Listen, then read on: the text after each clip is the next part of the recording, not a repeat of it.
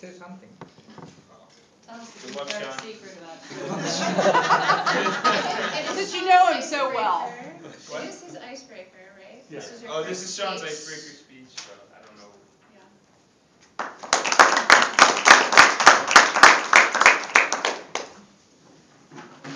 Put that back when I'm done.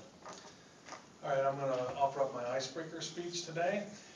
I believe that you can tell a lot about a person by the type of media that they watch, listen to, movies, those kind of things. And I'd like to share a few movies, and I'd like to explain to you what they mean to me. For starters, I'd like to share with you the movie. It's called Unbreakable. A really, really good movie that talks about a gentleman who kind of loses himself. One of the most poignant scenes to me is the opening where he is trying to pick up a woman other than his wife and to have an affair. And so it's interesting because you're like, you know, this guy's going to be, he's going to be the man, he's going to be the hero of the movie, but he's so lost that he can't, he doesn't even know who he is. And so the whole point of the movie is he discovers that he has, through a horrible accident, he discovers he has a great purpose.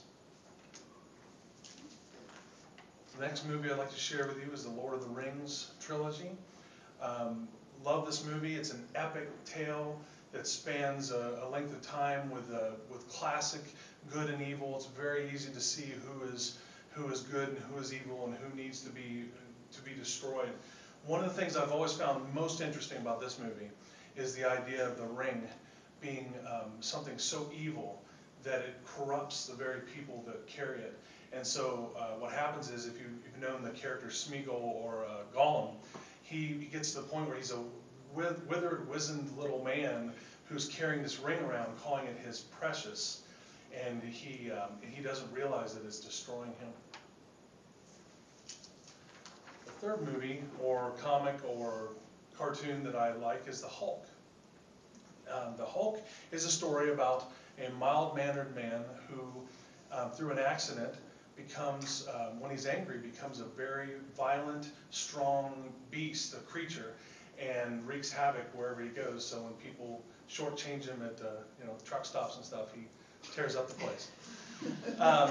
I've noticed that the reason why I like this character is I resonate to that, because I have a very angry, beast inside of me that when I'm tired, when my guard isn't up, can come out and I can say some of the ugliest, meanest things to especially the people that are closest to me. Now, I wouldn't be honest with you, being an icebreaker, if I didn't tell you that I've found great support and great wisdom through the Bible. The Bible is an epic tale of God pursuing His fallen creation and coming after them. And for me, it has been an incredibly healing thing, an incredibly strengthening thing to use and to read and to gather wisdom from. And I was lost without purpose.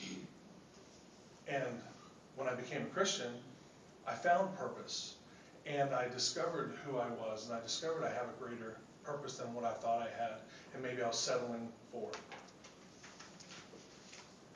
I discovered that there were things that I held close to myself, that were my precious. They were precious things that were corrupting, that were destructive. And I've learned to let those go and to drop them into the fires of Mount Doom. And also, as I alluded to before, I've discovered that I've been able to free myself from this beast at times, although I will admit to you that he's always lurking, always ready to rise up to the occasion, so I have to be ever on my guard. This concludes my icebreaker speech, and I hope you've enjoyed learning a little bit more about me. Mr. Toastmaster?